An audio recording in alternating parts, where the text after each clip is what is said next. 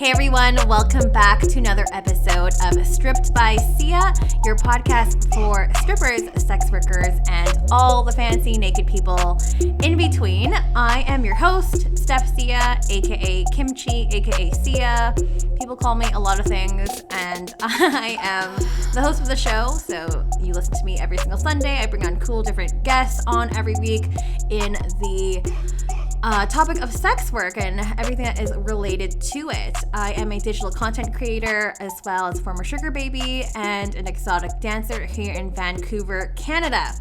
But for this week, we are going all the way to Florida to speak with my friend and person who I met just recently, I guess over the past year, I think that we've known each other. I have Alicia Armstrong of Florida State University, who is a professor there and who has gotten me to speak to her class, which I am super, super, super honored. I mean, that's how we met. Yeah, it sure is. It is how we met. So you had slid into my Facebook DMs and reached out to me, and I was like, wow, this is really exciting. This is really, really cool. And you found out through another podcast, friends of mine, and I am so excited for you to finally come onto the show and speak about your expertise in social work, being a sex educator, everything basically. So Alicia, are you there? I am here. Can you hear me? You are great. You were wonderful. Okay. Good deal. Good deal. Yeah.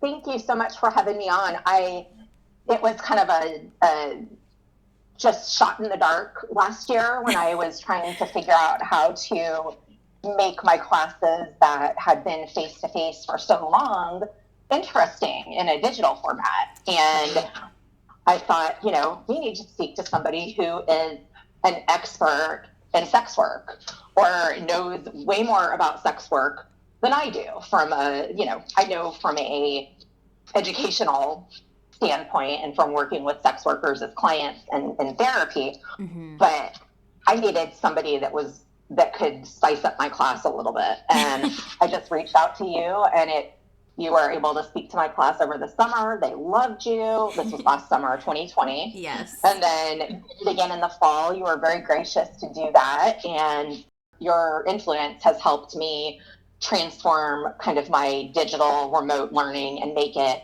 fun for the students who are used to face-to-face. It was just such a huge change. So right. I appreciate that. And it was just so funny how it came together. I had no idea whether or not you'd say yes or no. I guess it's kind of similar to when you're looking for guests for your show. If you don't know them personally, you just kind of take a shot in the dark and reach out. Oh my gosh, it's the exact same thing. I just slide into people's DMs. I reach out to them Twitter, reach out to them Reddit. I don't know 80% of my guests. But it's really cool, and it's cool that it's come full circle. Yeah, absolutely. And I had no idea if you would even respond, but I thought, what's the worst that could happen? I waste 5 minutes and I still listen to her podcast. It's no big deal. But you did respond very quickly, and I was happy for that. So yeah, it has come full circle. Yay. And I'm really, really honored to be on today. I know that you were able to kind of put these topics out for some of your listeners and got some really good feedback on things that they wanted to hear, which we'll get into in a little bit. But I just kind of wanted to give an overview of myself. Yes, please do. Yeah. So like you mentioned, I'm here in Florida, so Florida, USA. And I'm from Florida. I've been here my whole entire life. Oh, wow. I know, but I have traveled the world, so I feel like I know a little bit about different places. Yes. But I always, somehow come back to Florida. And in Tallahassee, where I live, there's several major universities. And I'm actually, part of what I do during my day is I'm an adjunct professor of social work at Florida State University's College of Social Work. Yes. I've done that for about 4 years now. Very interesting path that I didn't really see myself taking in life. To be more of an educator. It was an incredible opportunity that was given to me, and I just kind of was offered that job and kind of ran with it. And the class that they offered me at first is a class, an elective class for social workers, and actually other majors have it as a required course, but it's human sexuality. Yes. So that's where being a sex educator comes in. And I had to, they asked me to teach that, and I asked them to give me a day to think about it rather than saying yes right away, because, oh my gosh, I've worked with different types of sexual trauma and sexual advocacy for like 10 years at that point. Mm-hmm. And I thought, how am I gonna be a sex educator? But actually, it was an incredible opportunity of growth for me to really study the concepts, and they allowed me a lot of freedom to kind of make the course what I thought it should be, and it gets tweaked every single semester. I try to make it better and in some ways, but basically being a sex educator, you provide instructions, in my case, to university students, mm-hmm. on a variety of issues related to all aspects of human sexuality. Yes. So could be things like sexual activity. What does that mean to people? What would that mean looking at it, not just a personal perspective, but from a clinical perspective and from what your clients would think? Right. Sexual reproduction. We talk a lot about consent. We talk about birth control, STIs, talk about the history of sex education, mm-hmm. and then the bigger concepts of gender as a construct. Right. We talk about sexuality and the field of sex work. And we talk a lot about macro level or big level issues pertaining to all of that, like policies and laws and just different issues. And I try to do a really good job of not just looking at it from a United States perspective, but mm-hmm. really perspective from around the world in right. different countries and what they do. Wow. So that's kind of what it means to be a sex educator. And I am very happy to be teaching that class again this summer and this fall coming up. In fall, we'll be back to in-person, I believe, classes, which will be, oh my God. We're figuring it out. I know. Can you believe that? I can't. Because, earlier before we started recording, I was like, we're on our third wave of lockdown here in Vancouver, Canada. And you're like, things have been wide open for almost a year now in Florida. So that's crazy. It really is. And I want to be careful what I say for just the political nature that is Florida. Mm-hmm. You hear all the time jokes on social media and jokes in general about Florida man did this, Florida woman did this, Florida government is doing this. So I want to, especially since I'm affiliated with a public university, I want to be careful with what I say. Of course. But I will say that compared to my friends in other countries, just like you mentioned, you're on your third lockdown, mm-hmm. whereas we have been different cities and different counties have done things a little bit differently. Yeah. We haven't had a whole statewide curfew system and different phased approach of lockdown for almost a year in Florida. And wild. It's just different. It is. Yeah. It is completely wild. And I talked to my friends in the UK, and they're similar to what you described. Yeah. And they'll see me out doing things safely, things outside, like outdoor music things, and they're like, "Did COVID just go away in Florida? What is going on?" So we're all like kind of paired with our people together, and we're outside, and we're just kind of doing the best we can to get by. And it's just so different in different areas of the world right now. For sure. Yeah, absolutely. And I was speaking to you earlier too, that I know a few of my friends that have gone to Miami and basically other parts of Florida to work because it is open and they need to work. Yeah. So yeah, and also I want to note that COVID fatigue is a thing, and we are so, well, I don't want to say we, but me personally speaking, I am so tired of COVID, and I just really cannot wait and get to the point where Florida is, where things are going to be open and fully functioning and people are going to be healthy again. So fingers crossed.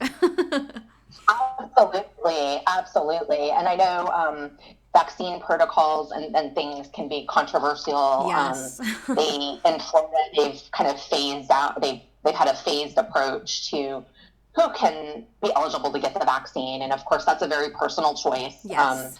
But thinking, linking it back to education in the U.S. specifically, I'm not sure about other Like parts higher of the level world. institutions over the world, but you know, I just read the other day a handful of schools that are requiring students to have their full COVID vaccine series, depending on which brand they get, before they can come back to campus. I Oh my don't know gosh. what Florida State is going to be doing, but it's interesting to see. So when I talk about face-to-face classes in fall, I don't know what that's going to look like. I don't Yeah. know if I'm going to get a bigger classroom and we're still going to all have to wear masks, or are we going to wear masks and have a big classroom where there's less people and we're all 6 feet apart? I don't know how Yeah. that's going to look. Yeah, it's going to be a different kind of transitory period for sure. Yeah, for sure. It's Yeah, like yeah, relearning. yeah. But I think I got a little bit off topic with COVID, but No, that's to kind okay. of It's bring still, it back. yeah, bring it back. Yeah, let me bring it back. Let me bring it back. I get off topic a lot, As do so sorry about I. that. No, you're good. I'm an I think that enabler. makes for the best conversations. It does. Yes. But to bring it back to more about my bio, so we've talked about teaching. I've been a practicing social worker for over 10 years. I actually went to Florida State University and got my master's in both social work and public administration. Never really did anything with the public administration component, but I've worked on and off in social work for that whole time, Wow. including things like victim advocacy, specifically sexual assault advocacy. Okay.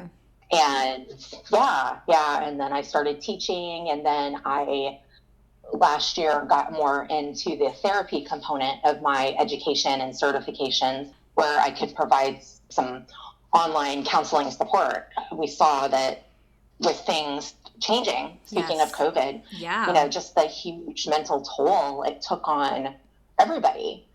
Oh, yes. 100%.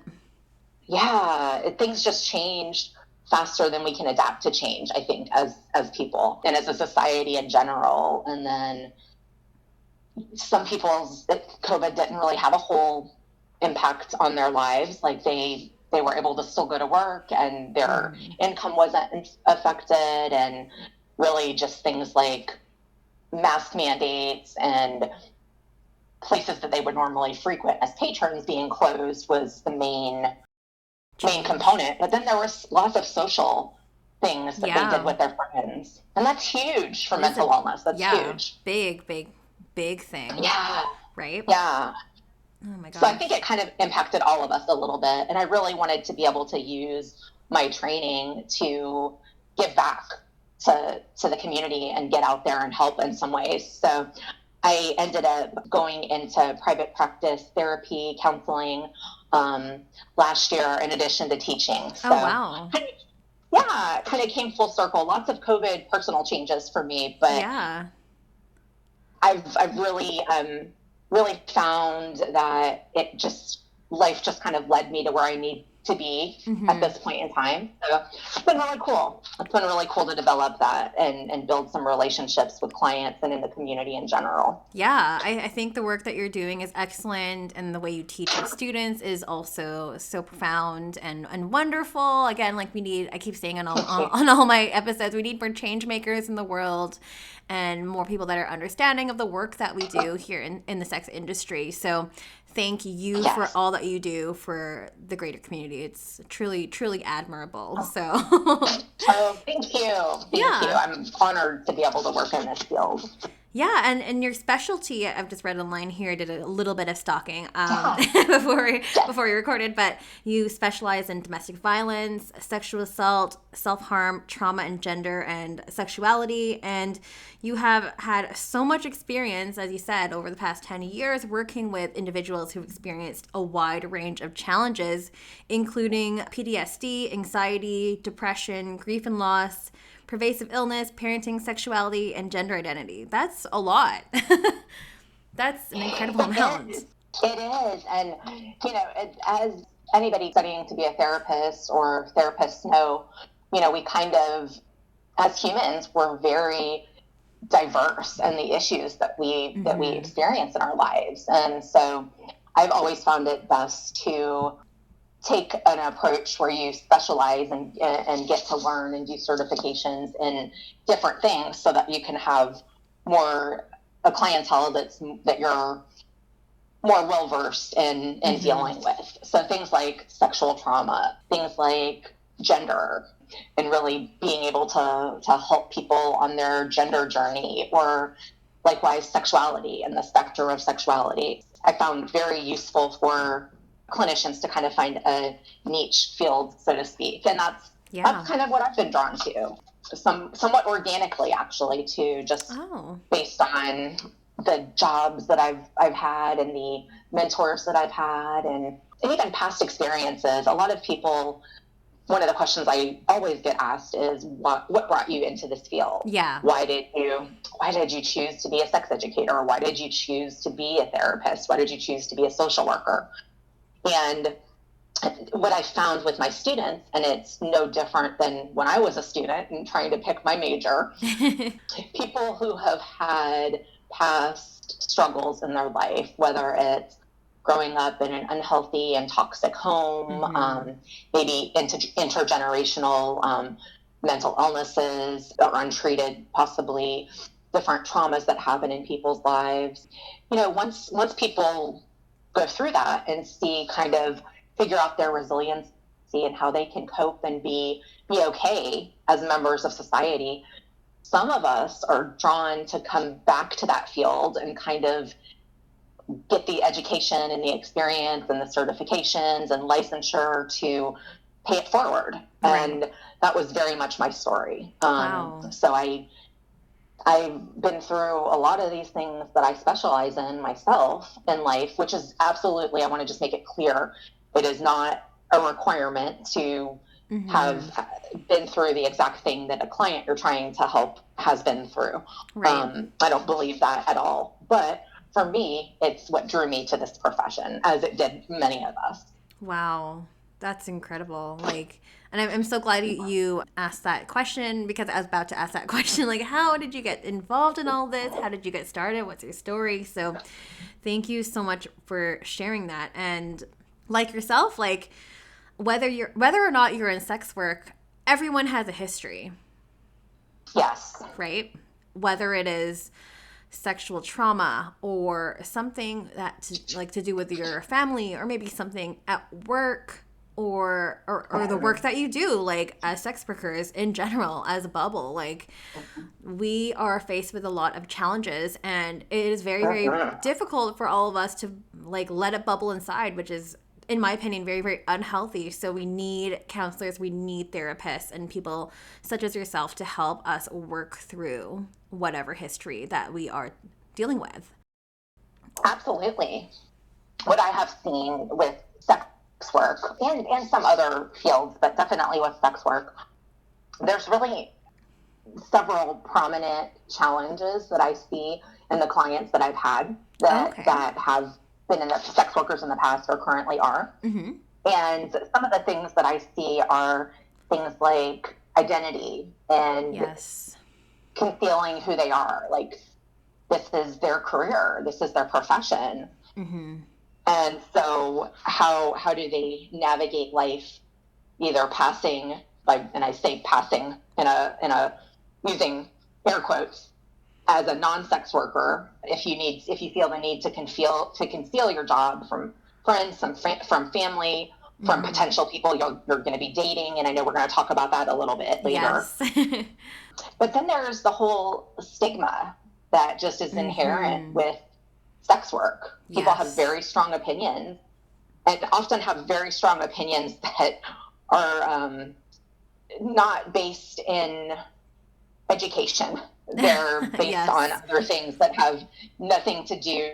People form very quick opinions, I think, about sex workers without even really understanding what it means and what goes into that. Exactly. It's stigmatized. But then that in taking that stigma that society has, and even down to the fact of whether or not sex work should be considered a real job. And obviously sex work is work. Yes. But we hear these things and we grow up learning these social messages from all over. And then sometimes we don't even realize we're internalizing it. And that's how we're starting to feel about ourselves. And that can cause huge impacts on people's mental wellness. And then the other thing that I was trying to think about the themes that I've had with different clients that have been involved in sex work. And the third one that kind of stuck out to me in my reflection is sometimes when you disclose your career to somebody, you have bad reactions from people or a negative experience. Oh, right? yes. So then what happens, us as humans, we try to control things the best that we can. And so how do we try to approach future situations? By our past responses that we've gotten. And so then it inherently kind of becomes this expectation of rejection just based on what we do. And it's almost a negative self-fulfilling prophecy in some ways. And so just even looking at those things kind of as a therapy, mental wellness processing can be really helpful. So those are some of the things that I've seen. And I know I'm sure there are lots more issues that are kind of inherent to the nature of sex work, connecting it to mental wellness. But those are just some of the few that I've seen that are pretty prominent. Yeah, it's really interesting that how you identified those, I guess, not trends, not buckets, but I guess kind of buckets that you've seen in your clients. So I think that's incredibly insightful. And we're definitely going to go into more specific things. And the way that I've structured this episode is definitely really different than past episodes where I usually leave all audience's questions at the end. But there was just a lot that came in. So I've kind of shaped the episode around what came in, and we'll be discussing those specific topics. And then at the end, there will be a Q&A session, but from what I've received, it's mostly from, I guess, like therapy students or counseling students, people that are studying this. So yeah, I guess we can kind of slowly go into it. We'll start with the lighter topics first and then go into heavier topics, if that's okay. Yeah, I'm ready. Let's go into this. So I guess the first kind of questions, and I've tried to group them together as well as I saw fit, but it was more in the lines of disconnecting. So how do you disconnect work from personal? This person writes in, sex equals money, and when I'm not making money, I'm just not that into it with my partner. So how do you deal with that?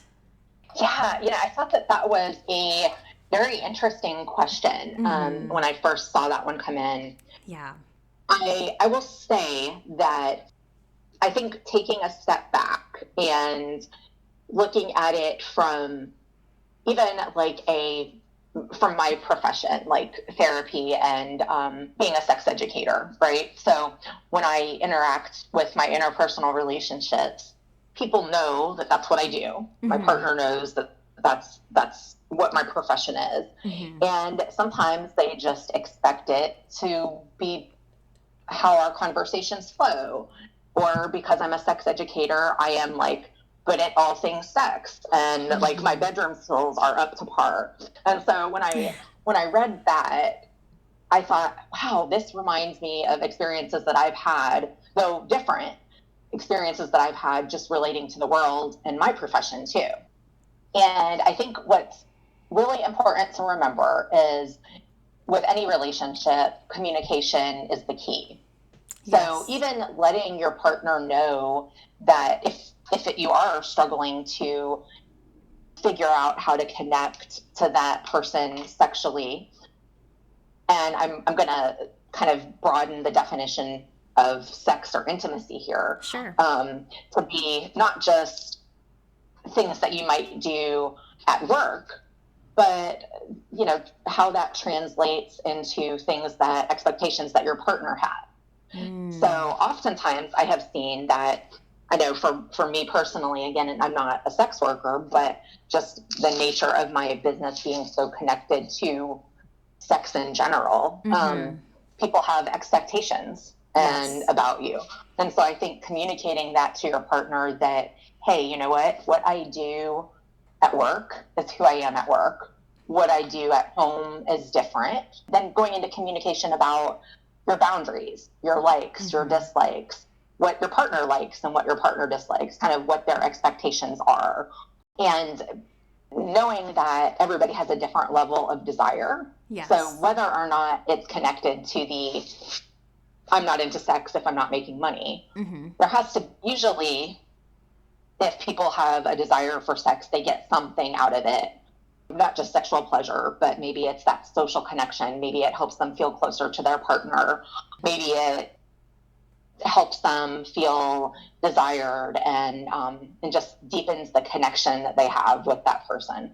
So looking at it not just as, okay, I'm not getting paid, so I'm not that into it, but what are the things that I do get from intimacy with my partner? Oh. And you know what I mean? Like not looking at money. Yeah, dollars. But what do I receive? What am I getting emotionally? What am I getting? Just the journey that you have with your partner and the closeness. That's a great response. Sense? Yeah, no, that's an excellent response. Thank you for that. I'm hoping that this is going to be useful to the person that wrote in. So excellent. I hope so. Yeah.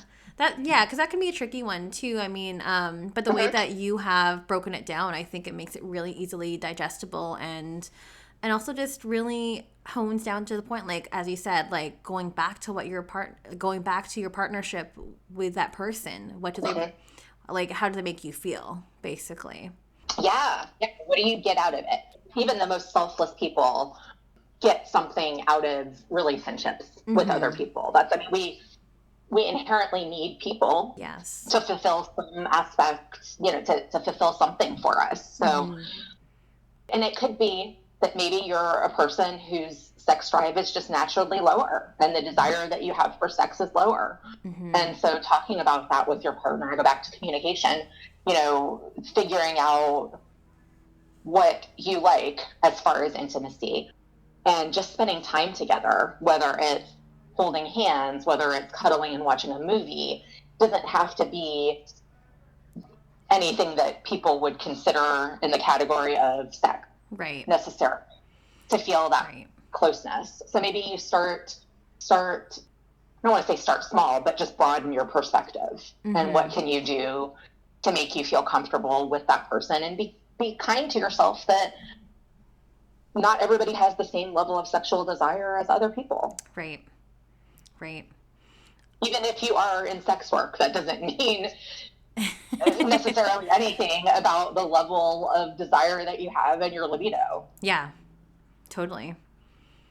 I mean, going back on that note in terms of like being comfortable with your partner, the next kind of question is kind of similar to that too. So it's more in the lines of dating. So like I have had an episode on dating too, but this one's kind of specific too. So this person says, my dating life has been damaged because no one has been able to accept the line of work that I do. That's one statement. And what is the best timing to share that you are in sex work to a potential partner? This is a really, really good question.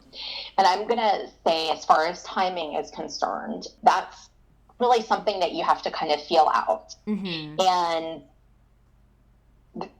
some people I have worked with kind of lead with that right off the bat, in the first or second exchange or on the first date, they mention it. Yeah. Others choose not to disclose it until they get to know the person a little bit better. And I think it if we look at it as relationships, one of the key components of good relationships by relationship experts and therapists is the concept of honesty. Yes. Right? So at some point, if you're going to have a relationship with this person, maybe more than casual dating, then you should probably be honest with them about what your profession is. Now, I would encourage anybody, whether they're my clients or just somebody who asks me this question as in my friend group or friend circle, a few things. So you can embrace who you are and not be ashamed of who you are. Then that doesn't mean you have to be able to disclose to every single person you talk to on the first date. Like, you don't even know if you're going to like this person. Right. So that doesn't, not necessarily not sharing something right away doesn't mean that you aren't comfortable, that you aren't confident, that you have internalized stigma, anything like that. Nothing like that. It just means that you're kind of being cautious. And I think that that's good. You can still embrace who you are and be cautious at the same time. Right. Now, what I think is tricky is trying to do some internal self-awareness and exploration and kind of gently explore what's behind your hesitation to disclose your career to somebody. Right. Is there, one of the main themes that I see with some sex workers is internalized shame, disgust, yes. Just feeling of not being a good enough person or their job isn't legit. There can be, maybe that's underneath what the hesitation is. Maybe it's going back to one of the other buckets, so to speak, that sometimes people come into therapy with the expectation of rejection. So just because you've had that rejection in dating before doesn't mean that every time is going to be that way. And maybe, I mean, this is just speculating, but what I can see happening is maybe you meet somebody that you really like and the stakes are high because you do get along with them so well. They haven't shown you any value or fundamental differences that you think would make them possibly, if that translates into their opinion on your career, you haven't seen any of that and you really want it to work because you really like this person. Yeah. But you're to tell them that you're a sex worker.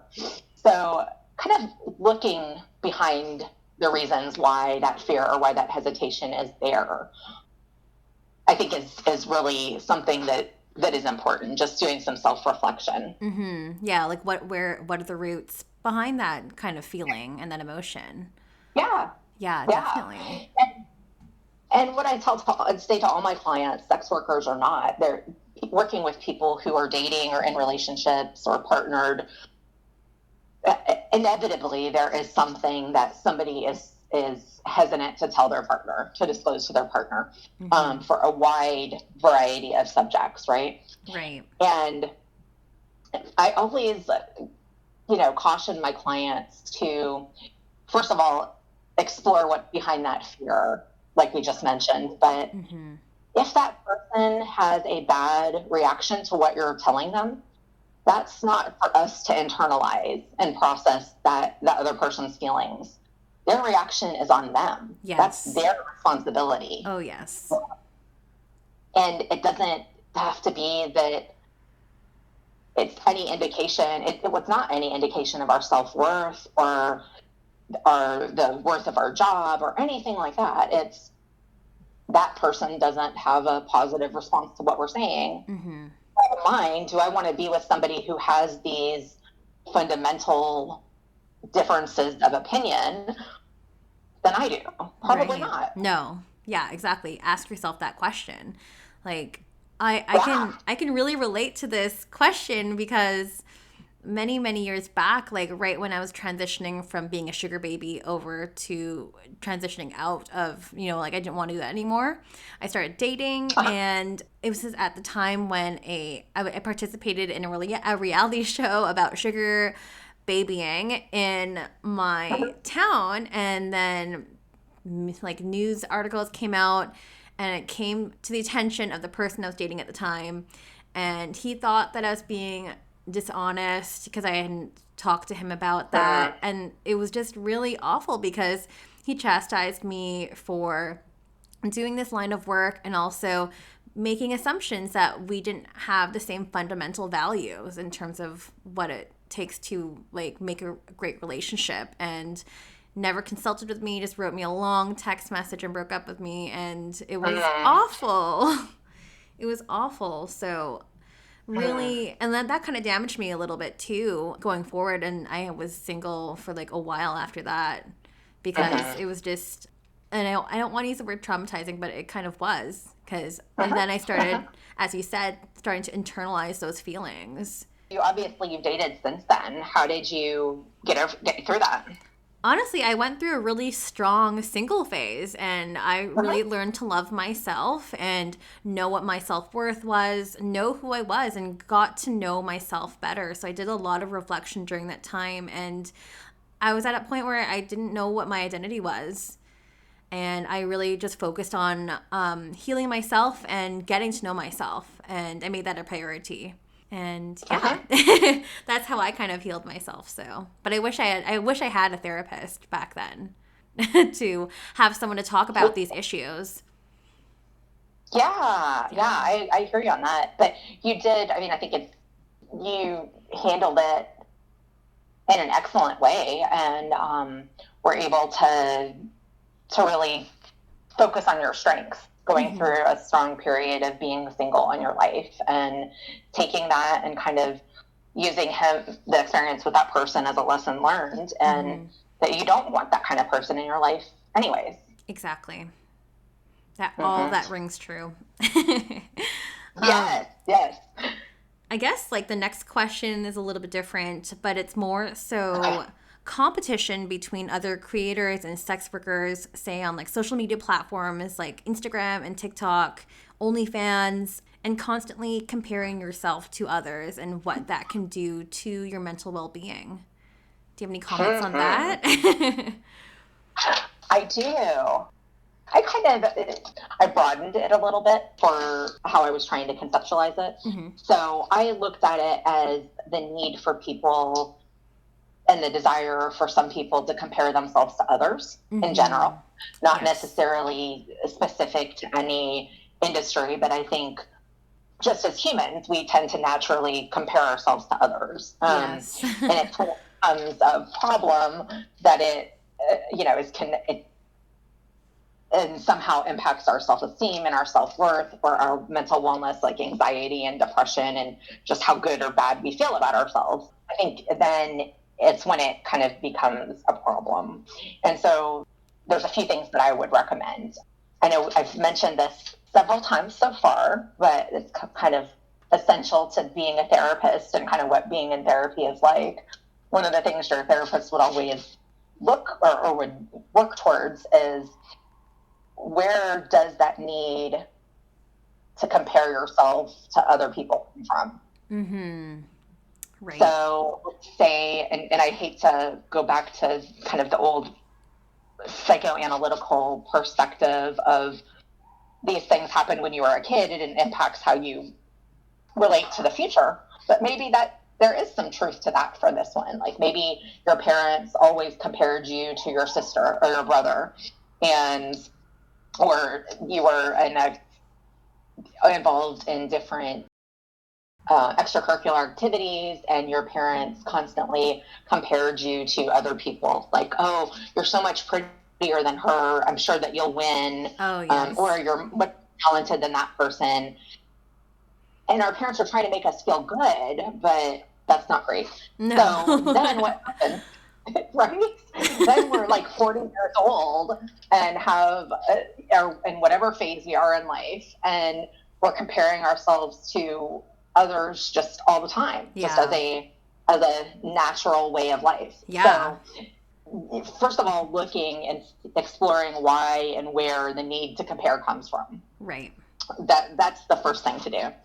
And then I think if you have that impulse to compare to other people or other businesses or other people in the same industry, whatever the source of comparison is, see if you can turn it from not being something self-improvement, meaning, what does this person have? They're so successful.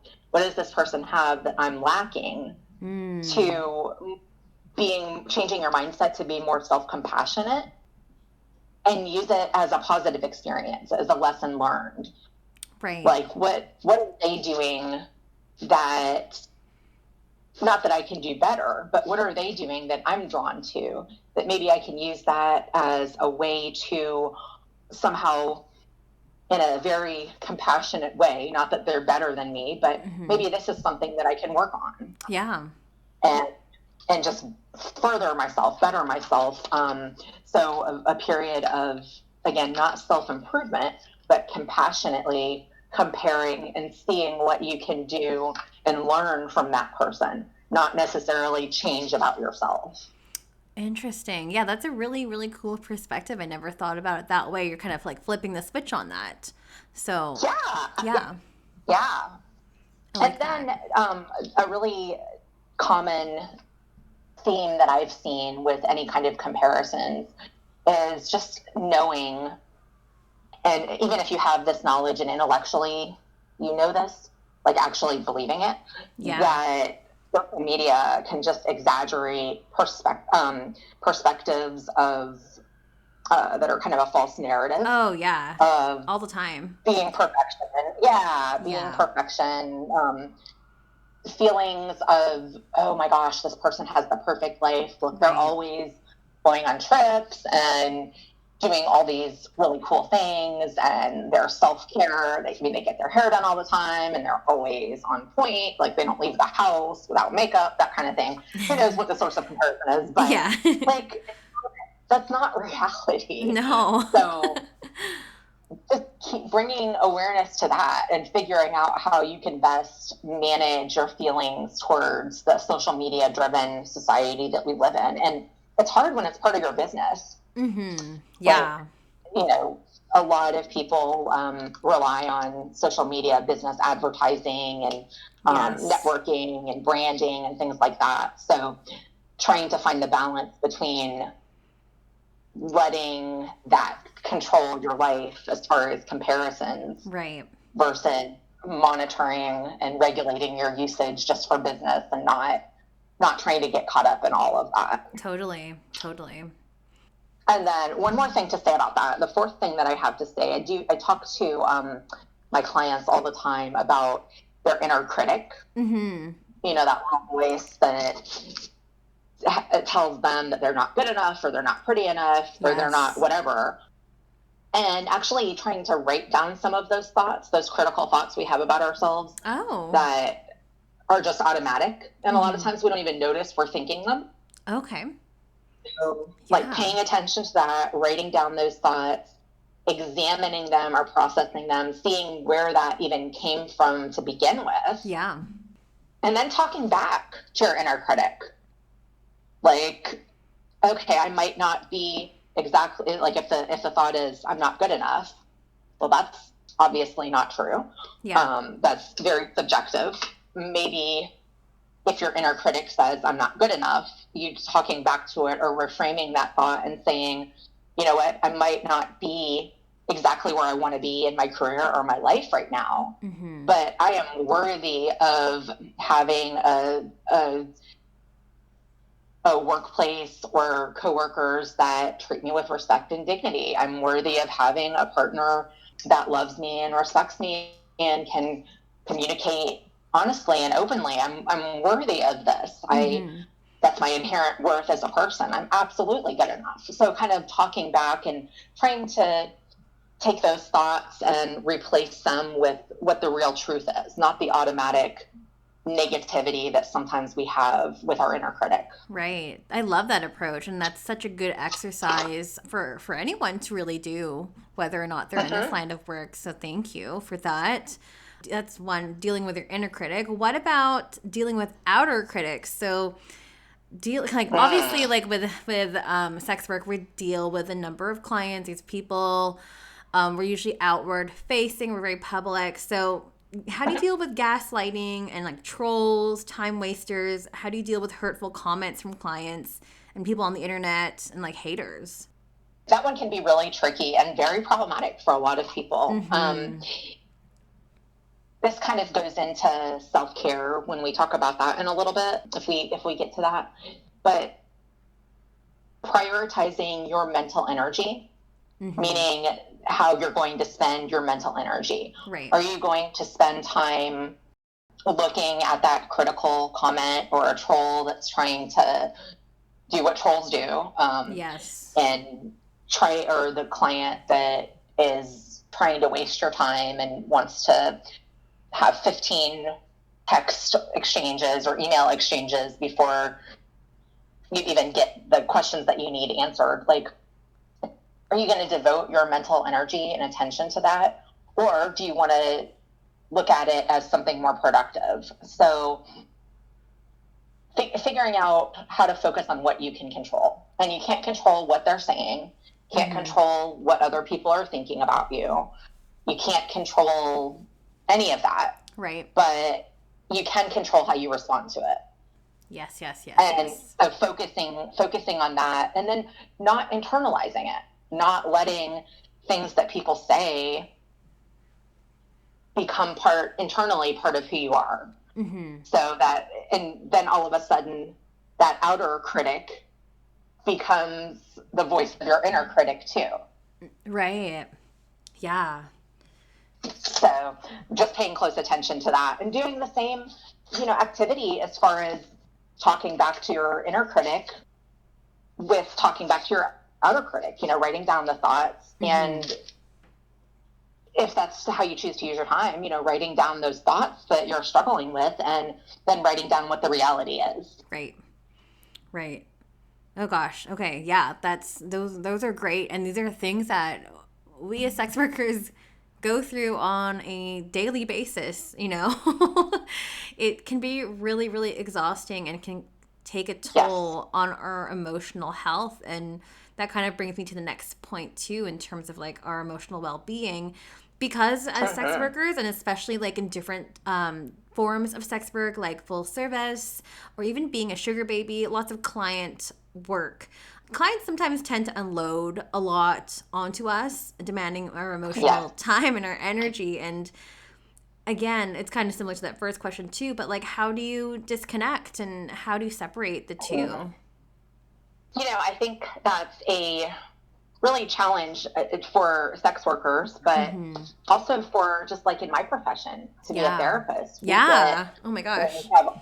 We have all these intimate conversations with people and who are very vulnerable with us. And how do we prevent, it's called compassion fatigue, which is kind of one step past burnout in my mind, where it's oftentimes referred to as the cost of caring for others.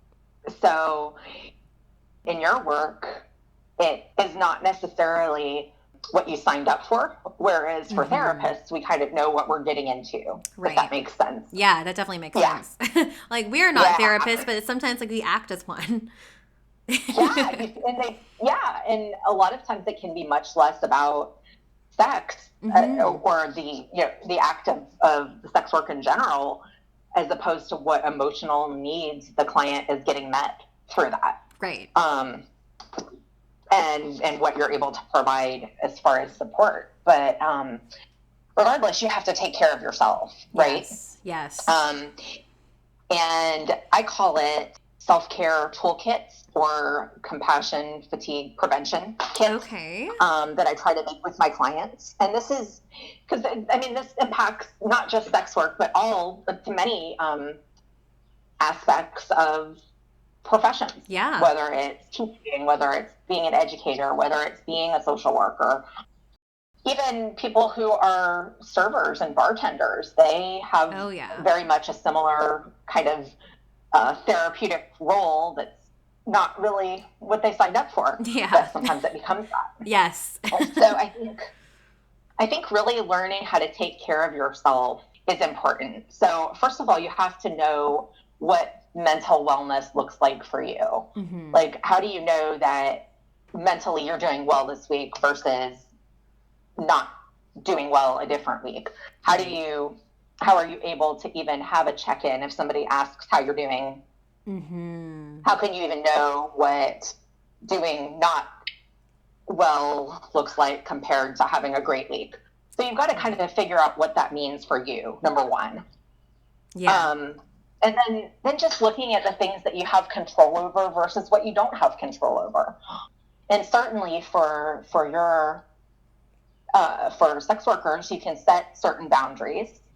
Yes. And try to enforce those. And depending on where you work, I think you have more flexibility with what clients you take on. Mm-hmm. But focus on what sorts of things you can do to control while you're at work. Right. And then when you're not working, thinking about how can I reduce stress in my other areas of my life? What can I do to take care of myself? How can I even maybe reduce stress at work? Mm-hmm. Focusing on what you can do. So I think a lot of times to prevent that compassion fatigue or that burnout, we just really have to be proactive and know the things that we have to incorporate in our lives that work for us, that make us feel less stressed. So that in times of stress, when we're presented with a stressful situation, or in some cases, that's the stress that goes along with your job, mm-hmm. we can know how to take care of ourselves. Right. So to prevent getting to the whole burnout or compassion fatigue state, having a self-care plan, toolkit, kind of a go-to list of activities of what works for you, I think it's really, really important. And then trying to find the right balance of that brings your mental wellness to, if somebody were to ask you how you're doing on a scale of 1 to 10, 1 being not great, 10 being awesome, mm-hmm. you have to figure out how to get to that 10. Right. And while still having the job that there's some parts of it that you do love. Yeah. Usually, or else you wouldn't be doing it. Exactly. Right. Exactly. So, wow. And I'm happy to talk a little bit more about self-care if we have time. Yeah, please do. Later. Yeah, no, if you want to go into it now, you're more than welcome to. Like, it's such an important aspect. Yeah, I think, it's an important aspect of just mental wellness in general. Yes. Whether you're struggling with the aftermaths of a traumatic event in your life, whether mm-hmm. it's just inherently you have a stressful job that can lead to burnout, or maybe you struggle with other mental wellness related diagnoses like clinical anxiety, clinical depression. Mm-hmm. There's so many different things that could be going on in our lives just as humans, right? Yeah. Self-care is one of the things that I talk about with all my clients, no matter what they come to see me for. I think it's an important component, just looking after yourself. And there's things that I think people should try to do daily, and that varies based on the individual. Mm-hmm. Oh, and there's things that they should try to do weekly, and making lists and having kind of different buckets or categories of things that that would go into taking care of yourself mm-hmm. and helping maintain your physical, emotional, mental well-being daily is really important. Right. So there's different things like, how do you take care of yourself mentally? Right. So let's say some of us have very busy minds. Maybe you have intrusive thoughts or rumination. You're a critical thinker. You're an overthinker. Oh my gosh. Guilty as charged. How many of us can relate? Yeah. So I call that like the mental aspect of self-care, right? And so be it good or bad, distraction tasks, things that keep our minds busy other than trying to analyze a situation or having intrusive thoughts and giving those thoughts energy and attention, taking our mental energy somewhere else. So doing distraction things like cleaning out your closet, organizing things, learning something new, whether it's trying to learn a new language, reading something about a topic that you don't know, learning how to play an instrument, something that requires a lot of mental attention. Right. At least first.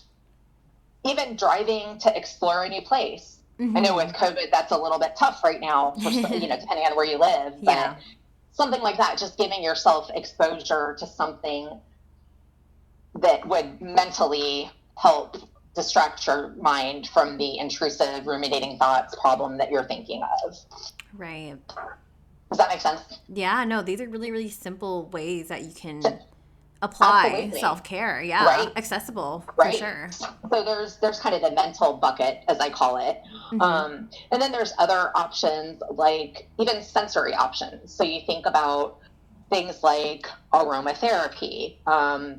Sometimes people like to burn certain candles or have certain scents and fragrances that keep them peaceful. Yes. Listening to kind of white noise or rainforest sounds or beach sounds to kind of trick our sensory experience. Things, and this could fall along like in the same line as hot showers or hot baths. Okay. Easy things that we can do for ourselves. Being snugly under a cozy blanket, and watching something on whatever streaming service you use. Right. Even just going outside and breathing in fresh air, depending on where you live, that might not be, the outside air might not be great, but let's just say it is. So even just going outside and breathing in the fresh air and paying attention to your senses, I think can be really important for a lot of people. Super important. Wow. And then there's the physical options, and these are the things that I think a lot of people think about when they talk about stress management, anxiety management, things to help combat depression. We think about exercise, right? Yes. And exercise can mean so many different things to different people. Right. It's not like you have to go to the gym and do strength and cardio and do your whole circuit training and run 5Ks or marathons. I mean, it doesn't have to be that extensive. For some people it is, and that's great. That's awesome. But it doesn't have to be. It can be as simple as stretching. And we can call stretching part of yoga if you want to give a label to it. Totally. It could be, going out for a walk around the neighborhood. It could be even things, when we think about physical options, even things like inactivity, meaning taking a nap. Sleep is so important for so many parts of our lives, but maybe that's something that can go into your self-care plan. Totally. Not just getting enough sleep, but taking a nap.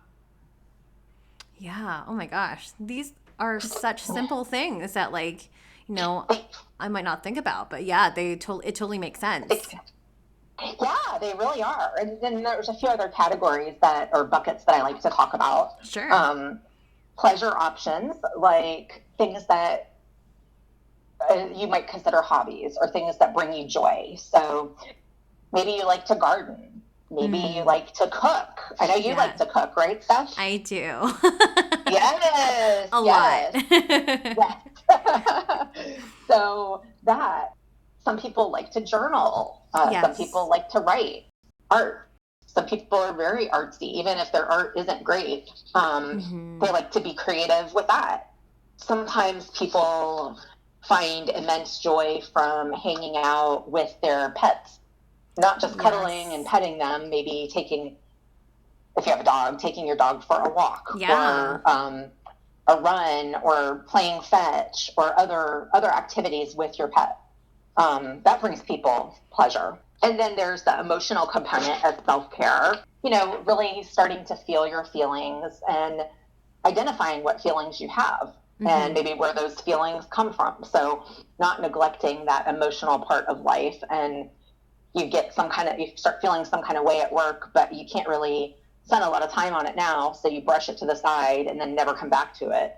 Then all of a sudden you have this pile of feelings and they're bottled up and it blows up in some way. So just taking care of your feelings, accepting that you feel how you feel. A feeling is not a fact, just like thoughts aren't facts. They change with the wind.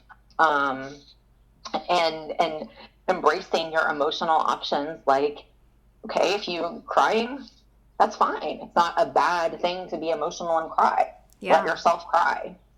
if you're angry, let yourself be angry. As long as it's not destructive and hurting somebody else, let yourself be angry. Let yourself feel these big feelings that we want to push to the side and don't want to address always. Same thing for like happier emotions, like laughing, watching something on TV that's a comedy or whatever, and letting yourself laugh, letting yourself experience joy.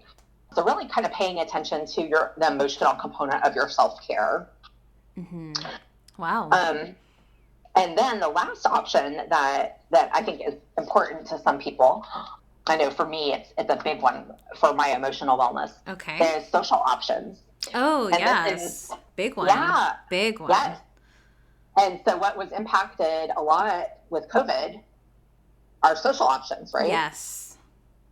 And I think that's where many people started struggling more with anxiety and depression and the changes of the world. And I mean, the social outlet that they had and held on to for so long, for their whole life, was like abruptly halted. Mm-hmm. Yeah. And so that's really important if you're a social person, to make yourself, even in our COVID society that we live in right now, figuring out ways to still feel connected to others. So if you live in a place where, like I do, where restaurants are open and you feel safe to be around people, going to lunch with a friend, calling a friend on the phone, or we have Zoom fatigue right now, or I would say Zoom and Skype. Oh my gosh, yes. That's still an option, but definitely not great substitute for in-person things. Yeah. But even making yourself like join a book club or join a knitting club, like learn how to knit, and maybe the clubs are still doing things online, but maybe eventually they'll be back in person if that's something you're comfortable with. Right. And even something as simple, that is simple to me because this is my industry, but scary to a lot of people, just joining a support group. Yeah. I know that on social media and on Reddit and other places, there's just tons of ways to connect outside of a professional therapy building you go into to go to a support group. There's tons of support out there. You just got to know where to look for it. Yeah. Oh my gosh.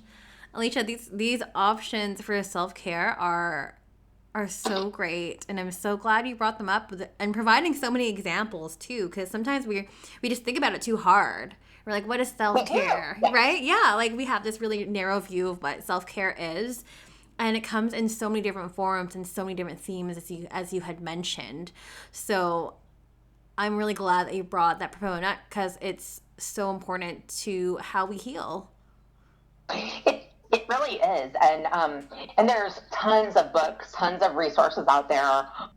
There's a sex and relationship therapist named Katie Bloomquist, who does a lot with self-care for sex workers.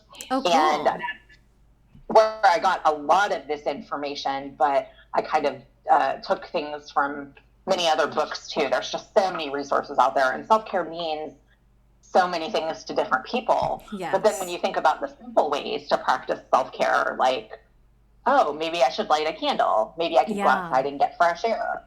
Maybe I could call a friend. There's little simple things that don't cost money that you can do. Oh my gosh, so great. And hopefully some listeners out there, if you're needing some self-care, hopefully this will give you some ideas in terms of like how you can apply that. So thank you so much for that. I'm really glad that we talked about that. Me too. It's so needed.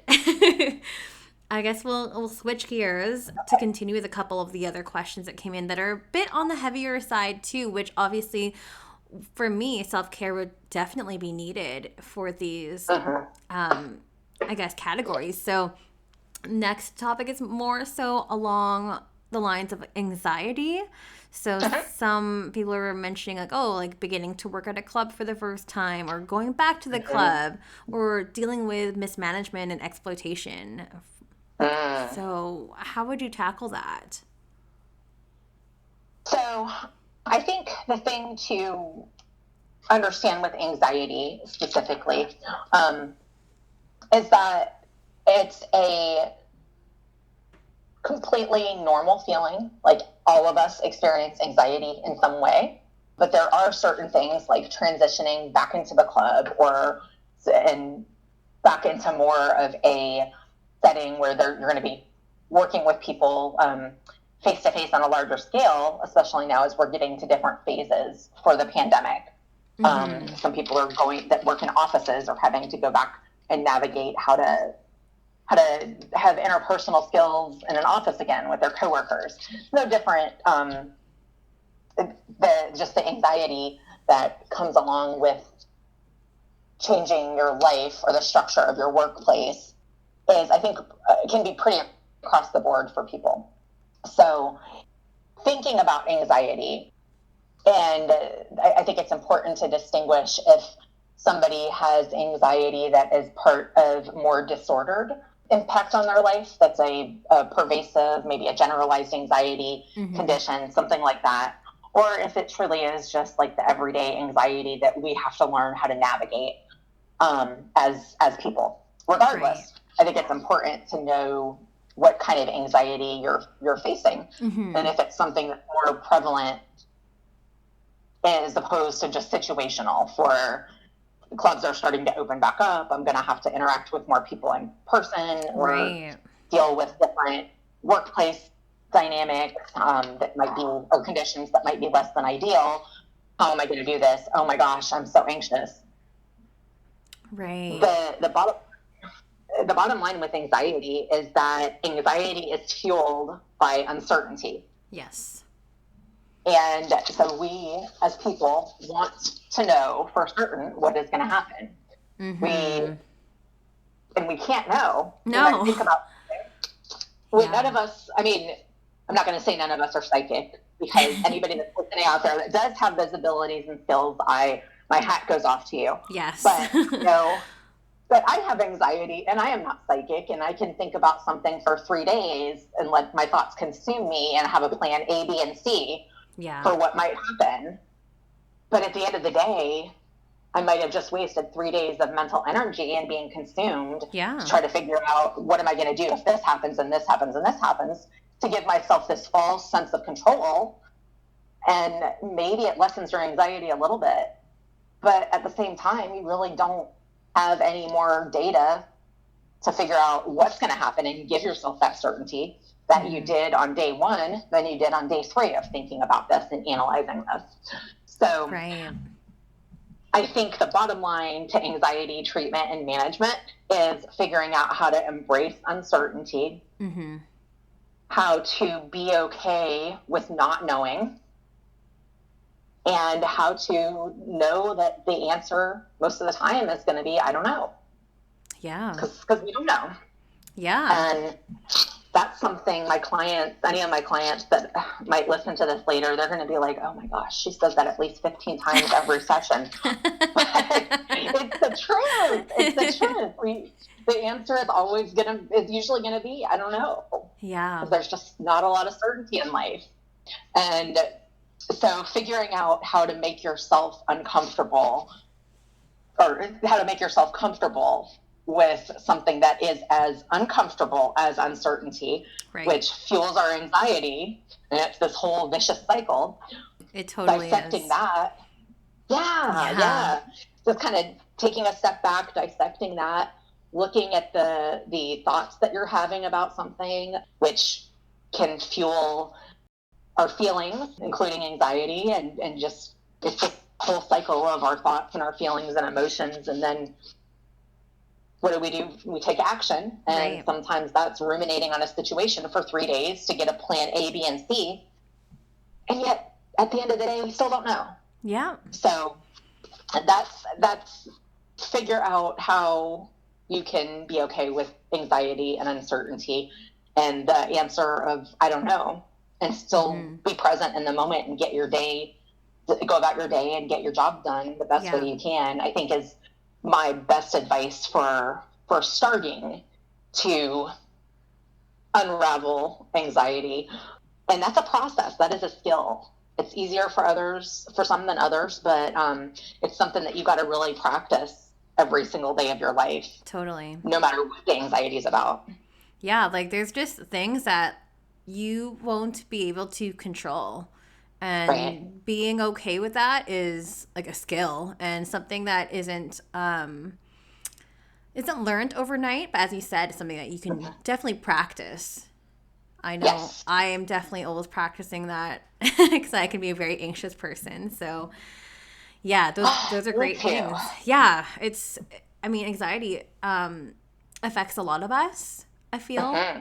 So like all the methods you had mentioned there in regards to anxiety, I think they're all very, very, very applicable. So thank you. Absolutely. There's a couple more heavier topics here in terms of sexual assault and abuse, either by Hmm. lovers or partners or even by family members. We've had a couple episodes on trauma by clients. We've also talked about rape as well on the episode on the podcast a couple times. Yeah. How do you tackle these heavy, heavy, heavy topics? You know, I think that no matter if a sexual assault or a rape happened one day ago or if it happened to somebody when they were a kid 20 years ago, Mm-hmm. the the way that it can impact us as humans just living our lives is huge. Whether it's interpersonal skills, whether it's things that we're triggered by, Yes. maybe it causes symptoms that go along with post-traumatic stress disorder. Yeah. It just can have a long-lasting impact on our life. Mm-hmm. And I think looking at this from kind of the advice or the sequence of things that I would give to people who ask me for advice on how do I process this? How do I respond to this thing that happened to me? Again, whether it was yesterday or whether it was 20 years ago. Mm-hmm. First of all, I think realizing that what you're feeling or what you're experiencing, what you're thinking is normal. Like there Yes. is no right or wrong way to respond to this. It Right. sucks. It happened to you. It's shitty. It is not your fault. Even if you keep having thoughts that it was your fault or that you could have done something differently, and we'll talk about that in a second. Yeah. It's how you're feeling is completely normal. Everybody responds to things differently. Mm-hmm. So sometimes I talk to people who say, you know what, I just haven't cried and I'm like moving on with my life and I don't feel numb. I still feel feelings, but like I'm not depressed. It's not that I can't get out of bed. I'm not scared to be around people that are like my attacker. Mm-hmm. And then they say, what's wrong with me? Maybe it really didn't happen. And I'm always like, stop, whoa, let's have a big stop sign here. Yeah. Everybody responds to things differently. Stop comparing yourself to other people. Yes. And then, yeah, so that's the number one thing. Just know that what you're experiencing and how you're reacting is normal. There's not one right or wrong way to respond to sexual trauma Okay. or abuse. And then the second thing is, so if you keep it a secret, which many people do as they go throughout their life, secrets kind of take control of us, Yes. right? So inherently, if we think that we have to keep something a secret, depending on what it is, that feeling of blame and guilt and shame goes along with that secret. Mm-hmm. So if we think we can't tell somebody or we're scared to tell somebody, it just fuels the internalized blame and guilt that oftentimes survivors of sexual trauma, assault, abuse have. So figuring out who you can tell that you trust about it is huge. If you don't talk about it, if you don't acknowledge the truth that it happened, you can't heal. Right. So Yes. whether that's a crisis hotline, whether it's a trusted friend, whether it's a therapist, whether it's somebody, maybe if you're part of a religious group, maybe if it's somebody part of that group that you trust, somebody that you trust that you can actually tell. And then continuing to acknowledge and process your feelings. Oftentimes, guilt, shame, anger, there's so many different feelings that can fuel the ways that we think about ourselves. Mm-hmm. And so it's really kind of changing your perspective. Let's say you have a thought that why didn't I stop it? Or why didn't I leave? Right. Or something that's internal, that's really guilt and shame for you having it happen. Mm-hmm. Maybe changing that thought every time we have that thought, similar to our inner critic discussion that we talked about, but every time we have that thought, instead of why didn't I stop it, maybe changing it to, you know what, I did the best I could under extreme circumstances. Right. And I survived. And obviously, if I could have stopped it or done something differently, I would have. But right. This is how I responded in this circumstance, and I did everything right. And similarly, if you're having self-blame thoughts of, oh, I shouldn't, this happened at a party and I shouldn't have gone to that party, I shouldn't have gotten so drunk, I shouldn't have worn whatever I wore. Well, these are stereotypes. These are still images that society, messages that society sends us and that mm-hmm. people think sometimes, depending on the scenario. Yeah. So instead, when you have those kind of thoughts, say, you know what, how much I was drinking is irrelevant. Yep. The circumstances are irrelevant. The responsibility of not being assaulted is not on me. It's on the person that assaulted me. Yes. They need to feel guilt for it. They need to feel shame. They need to take accountability for it. I didn't do anything wrong. And I think just really continually talking to yourself in a much kinder approach, reframing the thoughts that you have, goes on with processing your feelings. Totally. And definitely working with a therapist who can help you with things like flashbacks or triggers or unsettling memories that can go along with PTSD, but also people can have that without necessarily having all the components of PTSD. Working with a therapist that is a trauma specialist is huge, I think. Yes. And they can really help you navigate some of this. And being kind to yourself, because especially if this is something that happened a long time ago, you've carried this around for years. Mm-hmm. And you're resilient, you've survived, but it's impacting your life somehow. And so you want to address it, but be kind to yourself. 20 years of feelings aren't going to be able to, nobody has a magic wand. We can't fix it. No. Or resolve your feelings or symptoms in like 2 weeks. It's just not going to work. No. So being kind and taking little steps. And the same goes with clients that I work with that have anxiety and depression and say they feel stuck. Mm-hmm. Just taking little steps. Like you spent, maybe you had anxiety and depression your whole life. And now you're here, you're 40. And guess what? We can't get you unstuck right away. Mm-hmm. We've got to take it step by step. And all of a sudden you'll get your life to somewhere where you want it to be, which is mental wellness, and a healthy life overall. Same thing with the trauma, processing the trauma of any kind of sexual related assault, abuse, violence. Wow. These are really, really great responses here. And I do thank you so much for that. Like, it's just incredible. And a lot of us, unfortunately, do have a history. And I don't want to make any assumptions, but I'm talking for me personally. I have had to deal with some of that and deal with that internalization. And it can be really, really hard. So one of the last points here, I guess, is on a broader scope too, but it is along the lines of trauma, along with what you said too. So the response might be similar, but this person is asking, how do you deal with trauma in terms of like systemic discrimination and colonialism and racism? How do you deal with that? And especially it's so relevant too nowadays with a lot of the events that have happened in the past year, even the most recent events too, in terms of like the rise of like anti-Asian hate that's been going on, that's been prevalent in North America. How do you assist clients with dealing with these hard topics?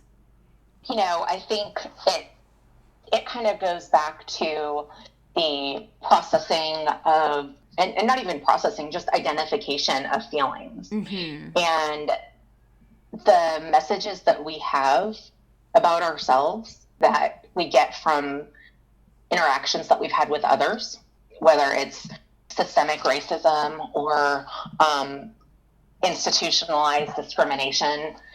All of these things can impact many of us and my clients for sure. Yeah. But kind of deconstructing that.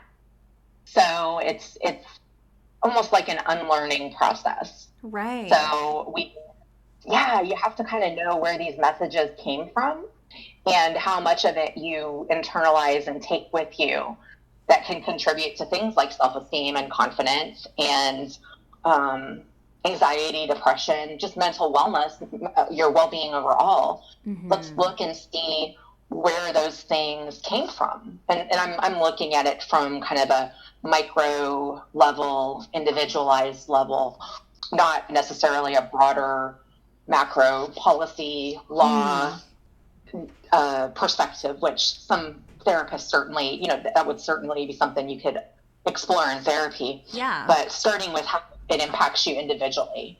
And then what you can do to feel empowered. What can you do to unlearn and teach others and respond to others in a different way? I think focusing on that and focusing on what we can control is huge into our mental wellness overall. Wow. Yeah. Great responses. I know we're running so much on time here, but I'm enjoying so much like this conversation. I just wanted to note too on substance abuse and addiction and your thoughts on that. Yeah, I think that is something that so many people, no matter what industry they're in, people in general just face issues with addiction and substance abuse. And I encourage people that are struggling to really find a specialist and find a program that works for them. Yes. So find a therapist that specifically works with people that are struggling with those same issues. And oftentimes, where people are like onions, right? We get substance abuse might be the thing that is impacting us the most, and that's kind of our outer layer. Yeah. But that maybe we do a harm reduction approach, which people that are going to school for therapy or therapists will know what I mean. Meaning instead of looking at how somebody can live their life with these substances and that do the least harm. Right. So kind of a tiered opposite of a hierarchy approach. But how can you reduce the harm caused in your life by these substances? And that would be something that a substance abuse counselor or professional could help with. And there's all different approaches. And I'm not an expert in addiction and abuse, substance abuse, but so I don't want to speak too much to that. But looking for somebody competent and finding somebody who, just based on whether it's their website or their profile on Psychology Today or similar resources that connect therapists with their patients, just looking at the words that they use, looking at the types of treatment philosophy that they have, and making sure that it matches what you feel like might help you. Definitely. So I think that's important, is finding somebody that's willing to work with you and meet you where you are. That's the most important thing. Not have preconceived notions of what you need to do for this problem, because we are complex. Like I said, there's layers. We're onions. Yeah, 100%. And I'm glad you brought that up too. And I'm sorry to the viewer or the audience member that we couldn't fully answer your question, but maybe I'll just have to bring on another expert to do that, to answer that question. Because there's so much to cover here. And you mentioned earlier before we recorded, May is actually Mental Health Awareness Month. So I'm really glad that I was able to get you here to kick off this month and to speak about these topics that are so applicable and so inherent to so many of us in the sex industry, but also anyone, whether you're in the sex industry or not. There's a lot of us that are going through things, and we need more education on how to better deal with our trauma and our challenges. So this has been incredible, and I feel like I need to do like a continuation episode on this. Like, there's so much to cover. There's so much. Oh, there's so much that I want to say. I know. We might have to do a part 2. Yes. If I may, real quick, just to the point of mental health awareness. Yes. There are some resources that I found specifically for sex workers. Oh, perfect. That might be helpful.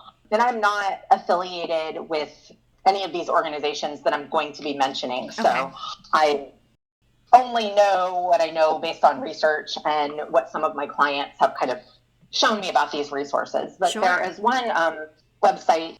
It's called pineapplesupport.org. Okay. Pineapple like the fruit. Oh, yum. Okay.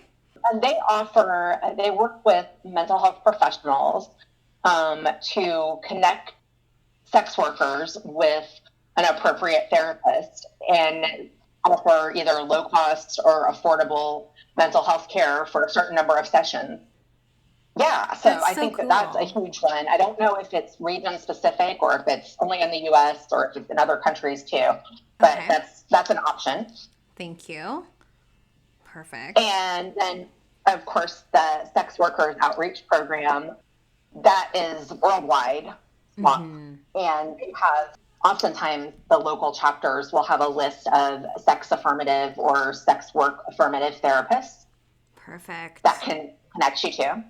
Yeah. And then the last one is just looking on listings of therapists on the Psychology Today website. Okay. They recently added, I think maybe 4 or 5 years ago, added different badges that therapists can pick. So one of the badges that we can choose is sex worker allied. Cool. So, That's so awesome. Look at my profile, I've got that. And you can use that as a search criteria to find therapists in your area that are sex positive allies for sex workers and any minority group really. But I think that would be a good way to empower all of your listeners to be able to reach out, to take the first step to reach out for a therapist that can help them with some of their mental wellness. That's awesome. Oh, that's so great, because sometimes there's just so much like apprehension when we're trying to find sex-friendly or sex worker-friendly therapists or even like accountants and like just help in terms of like resources. So this helps as like a really great filter and like it enables us to really, really feel safe and have that security. So I'll be plugging all those links in the show notes below if you haven't checked it out already. Thank you.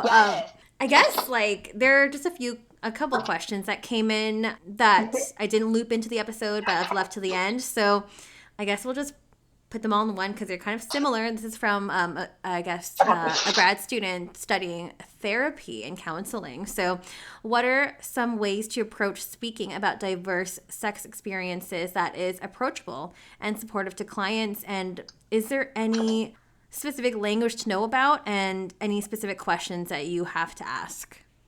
I think that's an excellent question. And one of the things that I cover in my human sexuality class, and what I'm sure that this person will have learned about in their counseling program, is that the client's the expert, right? So looking at approaching sex topics that, in the U.S. especially, sex can be just so taboo to talk about. Yeah. But just having language on whether it's website or when that person is practicing, having affirmative language on their website or having different components of a questionnaire that maybe ask gender and sexuality and have multiple labels or boxes that you can choose, not just gender, male, female, for instance. But the same for relationship type. Totally. Like let's look at alternative relationship patterns that are not necessarily single or partnered. There's lots of other choices in between. So I think just kind of incorporating that into when you start practicing and working with clients, into your forms and documentation and websites and other things that you put out is really important. But If a client says something that you're not quite sure what they mean, or you've heard the term before and say, I've heard that term before, but something that can mean different things to different people. Can you tell me what it means to you? Right. The clients never want to feel like they have to educate their therapist completely. Right. So many of my clients, I would say like 90% come to me specific to gender and sexuality, that subtype of my practice, that they spent too much time having to basically teach their therapist about their lifestyle or about their gender. And similar with sex work, like you should be able to, as a clinician, even if you've never been a sex worker, that doesn't mean that you don't take time to research, that you don't take time to learn, that you don't listen to podcasts like this one. You've got to kind of understand your client and so much as you can on that end, and you choose language that is affirming. Yes. And that's what kind of depends on what your topic base is, but you choose affirming language. And you know enough where you can let the client be the expert that they should be, and they don't have to explain to you, for instance, that gender is a social construct. Yes. Like they don't have to get down to that baseline level. They can talk about gender in other terms, and that you'll understand it, but also be curious as to what it means to them. Right. So that's my advice as far as that. Excellent advice. Excellent. But before I let you go, Alicia, where can we find you? Yeah, so I have a website called counselingwithalicia.com. Okay. And you can also, on my website, I think it links to my Facebook and Instagram. I don't do Twitter. I'm not really that great with social media overall, and using that for my business. But you can definitely go to my website, counselingwithalicia.com, and there's a link on there to contact me if you want more information. If you're in an area in the U.S. or outside of the U.S. and you even want to just reach out for referrals, I can certainly look at my therapy networks and see what we can find that might be close to you to help you. Or even if you just have if you're a student and you have a general question about something relating to becoming a therapist or a social worker or a sex educator, feel free to send me an email, and I promise I will respond. It might not be instantaneously, but it will be, within a couple business days. I'm pretty good at responding to emails. Awesome. Oh my gosh. Well, this has been so insightful, and I've learned so much from you. And I'm just sad that we can't talk about more because, again, there's just so much to uncover. But I guess I'll just have to get you back on. Yes, we can. I would love to do a part 2 and get some more details in here and of what people are struggling with. Oh, yeah.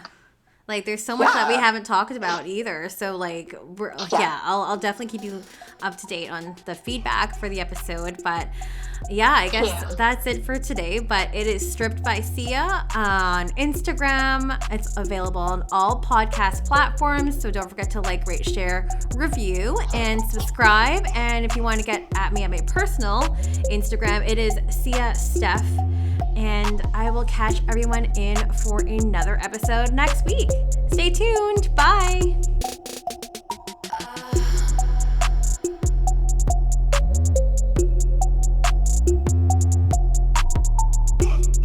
You're listening to Stripped by Sia, hosted, produced, and edited by Steph Sia. Artwork by Maria Bellandarama. Music by Ted D. And photography by Ian Dabburn.